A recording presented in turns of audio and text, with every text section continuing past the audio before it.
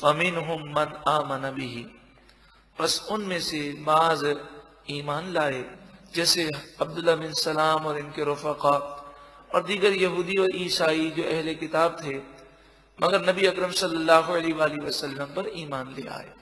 وَمِنْهُمْ مَنْ صَدَّ عَنْهُ، اور ان میں سے کچھ راہ ہدایت سے پھر گئے، انہوں نے منہ پھیر لیا، وہ ایمان نہ لائے۔ مفسرین فرماتے ہیں کہ پہلے کچھ سے مراد قلیل ہیں اور دوسرے کچھ سے مراد کثیر ہیں، کہ اکثر یہودی اور عیسائی ایمان لے کر نہ آئے۔ وَكَفَى بِجَهَنَّمَ سَعِيرًا، ان کو عذاب دینے کے لیے بھڑکتی ہوئی جہنم کافی ہے۔ إِنَّ الَّذِينَ كَفَرُوا بِآيَاتِنَا، بے شک وہ لوگ جنہوں نے ہماری آیتوں کے ساتھ کفر کیا، سوف نصلیہم نارا، ان قریب ہم انہیں جہنم میں داخل کریں گے۔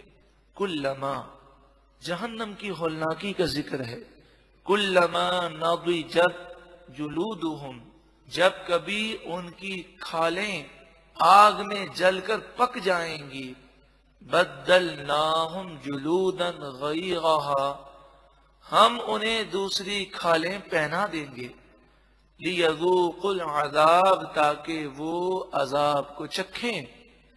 ان اللہ کان عزیزا حکیما، بے شک اللہ تعالی غالب حکمت والا ہے۔ جہنم کی ہولناکی کا ذکر ہے۔ حدیث پاک میں آتا ہے کہ ان کی کھالیں جہنمیوں کی جل کر پک کر جھڑ جائیں گی، اسی لمحے دوسری کھال پیدا ہو جائے گی۔ آپ ذرا سوچیں، اگر کسی کے جسم پر آگ لگ جائے اور کھال کا کچھ حصہ جل جائے، کتنی تکلیف ہوتی ہے۔ اگر علاج معالجے کے بعد وہ حصہ صحیح ہو جائے پھر جل جائے تو پھر دوبارہ تکلیف ہوگی۔ علماء نے بیان کیا کہ یوں سمجھیے، مثال سمجھانے کے لیے، کہ ایک لمحے میں ہزاروں مرتبہ ان کی کھالیں جلیں گی اور ہزاروں مرتبہ پیدا ہو جائیں گے۔ اللہ تعالی جہنم کی آگ سے ہم سب کو محفوظ فرمائے اور جہنم میں جانے والے کاموں سے بھی محفوظ فرمائے۔ جو جہنم میں لے جانے والے کام ہیں ان سے بھی اللہ تعالی ہمیں بچنے کی توفیق عطا فرمائے۔ والذین آمنوا، اور وہ لوگ جو ایمان لائے، وعملوا الصالحات، اور انہوں نے اچھے کام کیے۔ جہاں جہنمیوں کا ذکر ہے تو وہاں نیک لوگوں کا ذکر کیا گیا۔ سندخلہم جنات، ان قریب ہم انہیں جنتوں میں داخل کریں گے، تجری من تحتها الانہار، جن کے نیچے نہریں رواں دواں ہوں گی، خالدین فیہا ابدا، ہمیشہ ہمیشہ جنتوں میں رہیں گے۔ انسان دنیا کا بادشاہ بن جائے، دنیا کی ساری نعمتیں مل جائیں، لیکن پھر بھی یہ کھٹکا ضرور ہوتا ہے کہ کہیں یہ نعمتیں میرے ہاتھ سے چلی نہ جائیں۔ لیکن جنتیوں کو کیسا سکون ہوگا کہ جس نے جنت میں قدم رکھ لیا وہ ہمیشہ جنت میں رہے گا، کسی قسم کی کوئی فکر، کوئی تشویش، کوئی ٹینشن جنت میں نہیں ہوگا۔ دنیا میں دنیا کا بادشاہ ہو، صدر ہو، وزیر اعظم ہو، بڑے سے بڑے عہدے پر ہو، ساری زندگی گزار لے، لیکن وہ بھی فکر سے اور ٹینشن سے محفوظ نہیں ہوتا۔ بلکہ حقیقت تو یہ ہے کہ انسان دولت مند ہو لیکن اگر اللہ کی یاد سے دور ہے تو یہ دولت سکون نہیں دیتی، سکون اللہ تعالیٰ کی یاد میں ہے۔ الا بذکر اللہ تطمئن القلوب، سن لو دلوں کا چین تو صرف اللہ کی یاد میں ہے۔ لہم فیہا ازواج مطہرہ، ان کے لیے جنتوں میں پاکیزہ بیویاں ہوں گی جو اپنے نگاہوں کی حفاظت کرتے ہیں۔ چاروں طرف سے وہ ماحول جو گناہوں کی طرف بلا رہا ہے، وہ اپنی نگاہوں کی حفاظت کرتے ہیں، صبر کرتے ہیں، گناہوں سے اپنے آپ کو بچاتے ہیں، انہیں یہ صلہ دیا جائے گا۔ وَنُدْخِلُهُمْ غِلًّا وَلِيلًا، اور ہم انہیں لمبے سایوں میں داخل کریں گے۔ سائے اتنے لمبے لمبے ہوں گے کہ حدیث پاک میں مثال سمجھائی گئی کہ کوئی گھوڑا سوار اگر 100 سال تک جنتی درخت کے نیچے بالفرض دوڑتا رہے تب بھی وہ جنتی درخت سے باہر نہ ہو سکے. اتنے بڑے بڑے جنتی درخت ہوں گے. وَنُدْخِلُهُمْ ظِلًّا وَلِيلًا، اور ہم انہیں لمبے سایوں میں داخل کریں گے. اللہ تعالی ہم سب کو اپنی رضامندی عطا فرمائے، جنت عطا فرمائے، اور جنت میں لے جانے والے کام ہمیں کرنے کی توفیق عطا فرمائے. ان اللہ یأمرکم، بے شک اللہ تعالی تمہیں حکم فرماتا ہے، ان تؤدوا الامانات الی اہلہا، کہ تم امانت اس کے اہل کے سپرد کر دو.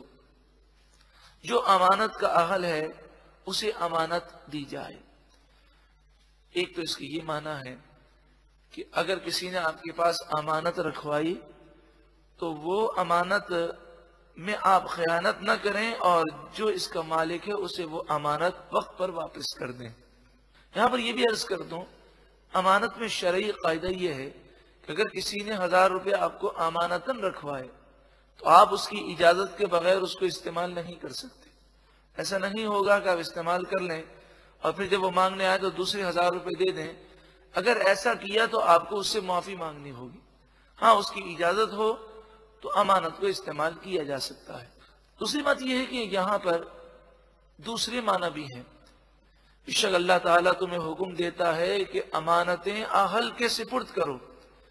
تو جسے اللہ تعالیٰ نے یہ اختیار دیا ہے کہ وہ کسی کو عہدہ دیتا ہے، منصب دیتا ہے، نوکری پہ لگاتا ہے، کوئی افسر ہے جو انٹرویو لیتا ہے، تو اس پر یہ لازم ہے کہ جو اس عہدے کے اور منصب کے اہل ہیں انہیں ہی دے، ورنہ کل بروز قیامت وہ خیانت کرنے والوں میں شمار کیا جائے گا. تو جو اس کا اہل نہیں، اس کو منصب دینے والا اس کے تمام غلط کرتوت کا گناہگار ہوگا. یہ شرعی مسئلہ ہے. اور اس کے علاوہ جو گفتگو راز میں بیان کی جائے وہ بھی امانت ہوتی ہے. اس کی اجازت کے بغیر اسے دوسرے کو بتا دینا یہ جائز نہیں ہے. جب مسلمان کوئی بات کہے اور یہ کہہ دے کہ یہ راز کی بات ہے، یا اس کا اسٹائل ایسا ہو، یہ محسوس ہو کہ وہ اس بات کو پوشیدہ رکھ کے کہنا چاہتا ہے، تو اس کی اجازت کے بغیر اس کو عام کرنا یہ بھی امانت میں خیانت ہے. امانت کا ایک مفہوم یہ بھی ہے کہ اللہ تعالیٰ نے ہمیں آنکھ عطا فرمائی، یہ اللہ کی طرف سے دی ہوئی امانت ہے. کان عطا فرمائے، جسم کے اعضاء عطا فرمائے، مال اولاد عطا فرمائے. اب ان میں حق یہ ہے کہ ہم اللہ اور اس کے رسول کی نافرمانی نہ کریں. آنکھ وہی دیکھے جس کے دیکھنے کا اللہ نے حکم دیا ہے، کان وہی سنے جس کے سننے کا اللہ اور اس کے رسول نے حکم دیا ہے، اجازت دی ہے. یہ امانت داری ہے. اللہ تعالی ہمیں امانت کے اس پورے مفہوم کو سمجھنے اور اس پر عمل کرنے کی توفیق عطا فرمائے. قرآن مجید فرقان حمید اور دیگر احکامات اور عبادتوں میں بڑی وسعت ہے. اس میں اگر گہرائی کی جائے اور سوچا جائے تو ہماری زندگی میں انقلاب آ سکتا ہے. ارشاد فرمایا وَإِذَا حَكَمْتُمْ بَيْنَ النَّاسِ أَن تَحْكُمُوا بِالْعَدْلِ، اور جب تم لوگوں کے درمیان فیصلہ کرو تو انصاف کے ساتھ فیصلہ کرو. اس آیت کریمہ میں حکام بھی مراد ہیں کہ حاکم جب فیصلہ کرے تو انصاف سے کرے. عدالت اور کورٹ کا جج بھی مراد ہے کہ وہ فیصلہ کرے تو انصاف کے ساتھ کرے. لیکن یہ آیت کریمہ بھی بڑی وسیع معنی رکھتی ہے. ہر شخص جسے فیصلہ کرنے کا اختیار ہو اس پر لازم ہے کہ وہ معاملات میں انصاف سے فیصلہ کرے. مثلا باپ ہے تو اپنی اولاد کے درمیان فیصلہ کرے تو انصاف سے کرے. اگر استاد ہے تو اپنے شاگردوں کے درمیان فیصلہ کرے تو انصاف کا فیصلہ کرے.